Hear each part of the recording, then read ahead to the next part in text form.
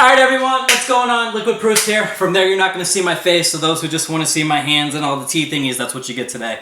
So, after the video that I put out yesterday, I will admit I was a little beat up because it only recorded 11 minutes and 43 seconds. You guys got a lot of it cut off. Today we're jumping right back into a raw puer specific selection here. Since I still have a few packages to mail out, I can show you what the actual sample looks like. So this is the 2008 Dayi cloud stored. I'm going to call it the Chun, the Chun. I don't know the exact pronunciation of this, but I included this for many different reasons. One, it's nice to have a factory tea, and two, these were 500-gram cakes, so I had two of them, which gave me 1,000 grams to split up between 20-something people, which means that I get a good amount. So just to jump right into this, what I've got going on today, and I'll talk through all these pieces. I did actually boil my water in a kettle. You can see, I'm hoping that the steam shows up in the video. That's one of the things that I had talked about, wanting the aesthetics in there. So I'm going to take my presentation vessel for the simple sake of this here today. And I'm going to lay this out here because I don't want to get it wet. There's some residual water from just cleaning, so the video looks all purty. So I'm going to open this up. Clouds has their own authentication. When they store it, they stamp it, etc. This tea is broken up quite a bit. So what I want to do is I just want to fill my presentation vessel here. I know about how much I want to be in this. This tea, years ago, was incredibly bitter. Cloud storage helps it out. When I originally had it, it was Chinese stored, kunming type stuff. So this is the wrapper bent up. I don't have a full one to show you right now, so I've got kind of like shards of tea that's been broken up that's stored in there. So put that to the side. And I've got my cha hai here, or my guangdao bai. I'm going to mix up a lot of terms apparently. So I cleaned this out earlier. I'm just going to pour my tea in there. And I'm going to reduce the clutter and put some stuff to the side here for a moment. Probably for the entire time actually. Now, I also have a strainer. These are like 13 cents. I could probably end up spending $1 for them. So I will go ahead and rinse out this tea. Very simple, almost no time on that. The pot that I'm using today, this right here, is my 170 milliliter Porion from Lin Ceramics. And guess what, guys? I have been authorized to sell Lin Ceramics in the United States. You guys have no idea how exciting that is for me. Alright, so I've got a beautiful steam, beautiful color coming right off of the initial brew. At this point, this tea is only 12 years old. It's not a huge amount of time on it, but with cloud storage on it, it definitely pushes it just a little bit more. The cups that I'm using today, you won't be able to see all the liquor I'm going to pour in here, so you can check that out. This is just that brew. Let me go grab something here so you guys can see it for the rest of the time. I'm using these cups specifically, so this will be the rinse. I'm using these cups specifically because they are tall, and when I'm drinking something like this, I know the texture that's going to come from it. I want to enhance the thickness that's coming from the cup. This tends to do that on something that's a darker type of liquor, like this is, with that astringent note to it. The Porion also is going to kind of help reduce some of that, and pulling from other aspects from being seasoned, you know, quite a bit here recently with Sheng Pu'er. So I need to give it just a little bit longer. I really want it to kind of open up. I'll agitate it a little bit. When I go into this, I want a strong cup initially from the very beginning. I don't want to have to go through the stages of getting the light taste, pulling out some stringency, and then seeing that the tail end with the sweetness coming out. I want everything in the very beginning of the complexity of it. This is a spring tea, so it's going to be on the lighter side. The autumn productions for a later period in time is what I'm looking forward to bringing into on the clubs later on. I want to show everybody the difference between spring and autumn as it ages out as well. So now that we've given this a little bit of time, and I'm probably speaking incredibly fast, I'm going to go ahead and start the first brew. The water here is extremely hot, which is going to help me extract as much as I can out from this leaf. The type of clay that's used in the Porion will also help with the minerals in there. And then everything here from the thickness of these are actually going to help me retain the heat. Thinnest being this glass here, but it should do pretty well. You can see that brew was a decent time frame for myself on a raw puer brewing. Now this one will stand apart from a lot of the stuff that I myself do. because it is a factory tea that's, you know, probably what I would say pretty close to like the middle age of its life point. You know, it's not at that 20, it's not at that 30-year mark. You know, 12 years is kind of like that middle point. However, when you have the right storage, like clouds, that 12 years can make a significant difference in the tea itself. So that's going to be pretty hot, and I'm just going to continue to season my pot. Whee! The color on this is really nice. Hopefully you can see that in contrast to what it was like when we initially opened it up and just got the rinse going. Glass here is still steaming too, which is it's pretty fun. Now, for the sake of time, and I did make sure to charge the battery, I did make sure to have the right amount of space on the camera, but for the sake of time, I will start the second brew at this point in time, and I'll drink through the first. And then that liquid will cool down in the Gong Dao Bei. Now, that's not necessarily what everybody ought to do. However, when I'm recording a video such as this, I don't want to go through 15 brews, right, which you could potentially get out of this, but I also don't want to only give you 2 infusions and kind of go through that. Just showing you know how I would brew when I'm recording a video, or if I'm really trying to go through a tea quickly, which is what this would be. This would be a quick sip through. During the winter, something like this, I would probably brew out over the course of a few hours. And now that I'm working from home, it's going to be wonderful to do that. The whole point of having the Dayi 2008 Chun in the club was that I wanted people to have something that had some substantial weight to it, right? When you're getting 30 to 40 grams of something, you get more than 1 or 2 shots at it, which is the whole goal there. So the color on that should look quite beautiful. It reminds me of the color that you get off a really nice roasted oolong. So you've got like almost like a translucent amber color going on here. Yeah. It's a little murky. There's definitely some stuff getting through the strainer. Not chunks, but you know, the stuff that would come right off of the dust of the tea that's giving it a little bit of a texture in the color there. Go with the first cup here. It's almost like I'm holding a shot when I do this. So initially, very complex. So, to walk through this, there is like, hold on, let me taste this again.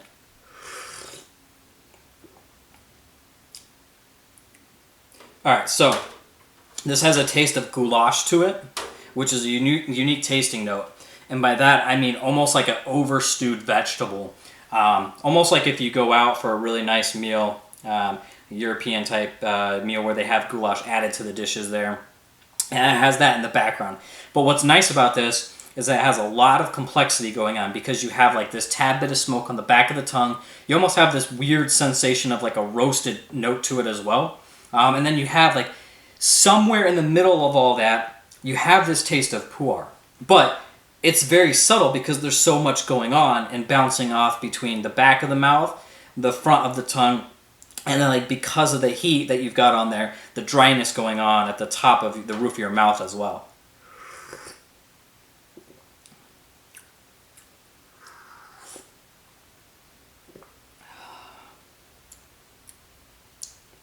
Yeah, the thickness to this is probably right in that middle area, which makes it really enjoyable as well. When you have a tea that has the potential to brew out like this, in terms of being dark, with a little bit of viscosity, it almost gives it a little bit more oomph to it. You can have the same flavor profile with a tea that's thin, with, you know, some really aggressive Taiwanese storage, because this is the dry Hong Kong storage, but you miss parts of it, right?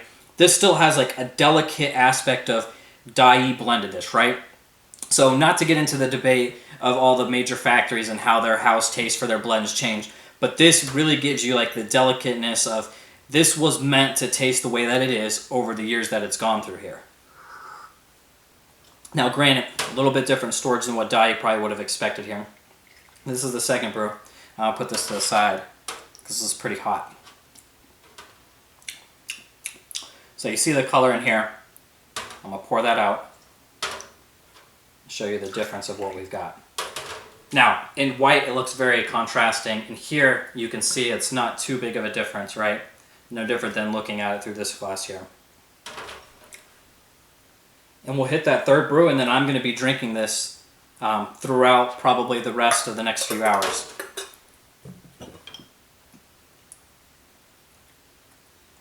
The thing is, this tea could be pushed very, very hard too. There are definitely notes that you can pull out from the astringency to the bitterness to the mouthfeel that you wouldn't get if you're brewing it this way. Now I'm using as close as boiling as I could within the last few moments here, and I'm giving it a nice time to sit in there. We're probably talking about 9 to 10 grams of tea from eyeball inside this pot at 170, which might be on the low side for some. I tend to like just lay my leaf on the bottom, and if it fills that bottom portion of the pot, that's about what I go for. In this case, I wanted to fill out my vessel to show the leaf, and that gave me a little bit more than enough for this pot here. Now, this is a pot that I would typically use when I'm sharing with friends. I've got other pour-on vessels that are not as big as this, but because I wanted to get a real feel for this brewing out for others who are probably using 120 to 200 milliliter pots on a usual basis, this is something that's nice just to kind of showcase how this tea will differ. Because when I'm drinking it, it is either lighter or stronger than this, because I'm either brewing a lower time frame on sitting the leaf in the pot, or I'm brewing a lot stronger to get a thicker extraction out of it to see how hard I can push it, and inside about an 80 milliliter pot that I would normally use on my Chun pour. Color on this is still retained very, very nice. The taste profile on this, you get that Dayi sensation that the taste is not leaving you. It can sit here for a little while. I could continue to taste everything going on in my mouth.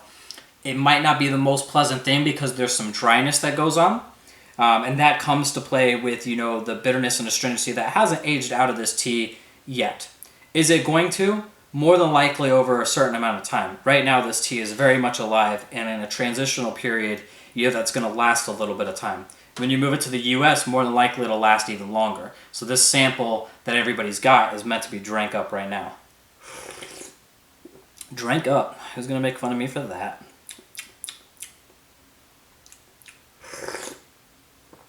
You definitely get like an herbal note going on here. I don't know how to really explain the herbal note. It's almost like whenever you, like when you burn oregano and you can like taste it on your food, but that's like just a slight hint of that. You know, standing over this, getting the aroma is actually really enhancing this. It's actually messing with my mind because it smells sweeter than this brew because of how dark and astringent the play is on my taste buds here.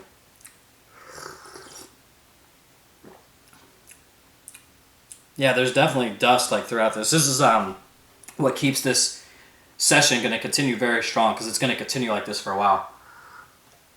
All right, I'm going to flip these out again.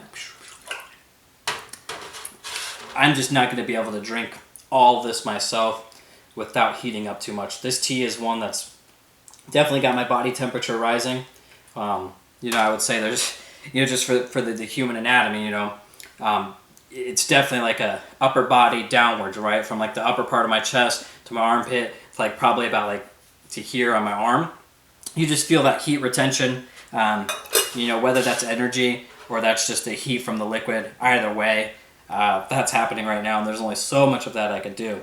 In the winter months, it's going to be a great thing, but it started to get back upwards in the 75-degree range here in Columbus. So I'm going to let this one sit. I want to see how rough this tea can get in 170 milliliters, even with my water, which I believe is still pretty hot. And I really like this guy right here. If you're looking for a kettle, and ultimately this is the last piece that I bought, and after that it's going to be maybe a silver pot. This is the last thing that I bought that was, you know, up there in terms of cost. It was about $178 from Taiwan sourcing. It's an Anta clay boiler, and I really enjoy this thing. I can't imagine not having it for certain occasions, but for the most part, I only use it in maybe 1 out of every 10 sessions that I have. The majority of the time, I'm busy doing something and I need to use my Zojirishi. So this has got plenty of time on it.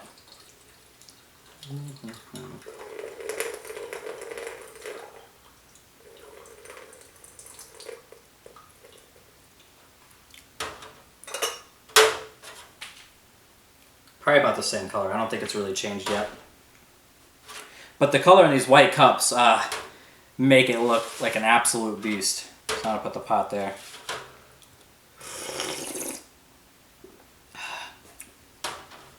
I mean, this is a complex taste. This is also not your typical Dayi taste.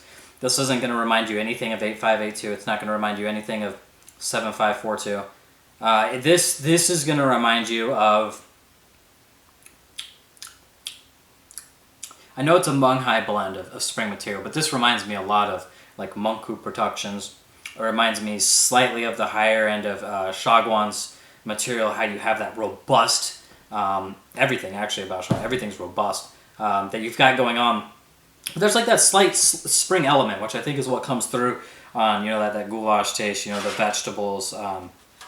It's potentially coming through. And then maybe a slight bit of herbal, but when I say herbal, it's almost like it's roasted or burnt herbal. It's nothing like super pleasant, but how it plays off of everything else, you could tell it's trying to balance out, and there's a battle going on here, and it's not done yet. So I would say this is the type of tea that, you know, 10 years from now, with this same storage, is going to be fantastic. This is also not that expensive, you know.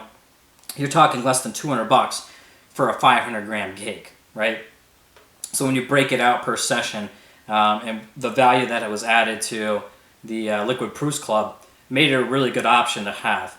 I'll continue to look for these, you know, more daily drinking type of aged materials as I can, but I feel like there's a lot of hidden gems out there, and this is potentially one of them depending on your taste buds. It's not going to be for everyone. It is a little bit on the stronger side. It's not as mild out. There's no sweetness that you would get from, you know, like the Taiwanese storage or the Malaysian storage. You know, the dry Hong Kong storage definitely has attributes added to this tea that, while I enjoy myself, I understand might not be for everybody. This definitely hits on multiple different areas of the mouth. And what's my favorite part about this is when I go to eat or when I have some water after this, I'm still going to have the remembrance of this taste playing in my mouth as my tongue searches around in certain parts of where this has been in contact. The dryness on the top, the roof of my mouth, just everything about this right now is enjoyable. It's not the best, it's not the worst, but it's an elevated average daily drinker that has some age on it. And that's kind of, you know, where I've came to agree on this. It might be some people's first jump into factory stuff, and it might give them a good insight to it, but I would not say this is your typical average daily drinker within that type of things. You know, looking for those recipes is really big, and I would, you know, ask for people to try to do that here or there. You'll find out exactly what those are all about, the blending, the house taste, etc. Yeah, this still just has, I'm telling you, this tea just continues to brew out very strong. So I'll drink this really strong infusion here, and then I'd like to know, you know, in regards to the video, because I decided after yesterday, feeling defeated, that I need to just jump back in there. I eventually want to make this to where people enjoy it and they're getting something out of it, right? Is it going to be the teaware without my face and all the funkiness going on with the angles of clothing, etc.? Do people like having, you know, this guy right here? Is that too, like, you know, tea bourgeois or whatever? You know, I'm really curious to know how these videos should progress. Or do I just keep doing the randomness that I do? You know, my goal is eventually to do them all over the place and have different, you know, areas and where I drink tea. You know, today I'm not doing it before I eat. I'm not doing it after I worked out. I'm doing it before I work out, right? So this is what's really building my body temperature up. I feel like I'm pretty limber. I feel like I need to get moving. There's some caffeine going here. I'm probably talking really fast, but this is how it does it. You know, you drink it through a lot amount of tea here, and it's got a little bit of bitterness, right? So I definitely want to get out there and start getting the body moving. So let's try this brew right here. Woo! Yeah, so now because I'm drinking through this really fast, getting the body sweats, getting the tea energy, I'm really excited. Got a lot of thoughts going through about, you know, how to incorporate all this, and, you know, is it possible to maybe do videos on the go when I'm traveling about and doing them with other people. Today, it was really cool because I decided I was going to do Instagram Live while I'm recording this to kind of see what it looks like from the two different angles and the resolution and all that. So